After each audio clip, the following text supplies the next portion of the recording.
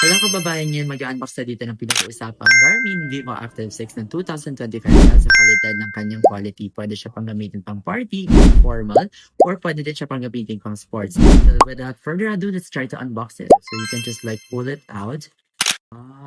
Actually, this is in pink color, guys, in a rose gold color. Sa bezel niya po, napapalibutan siya ng kanyang aluminum. Samantala naman po yung dito, yung kanyang strap dito, it's a silicone. This is a water resistant. Also adjustable. Sabi pa ni Garmin na nakalagay siya ng AMOLED display and gamit mo siya sa labas ng super bright and super HD. And also, it comes with a Corning Gorilla Glass.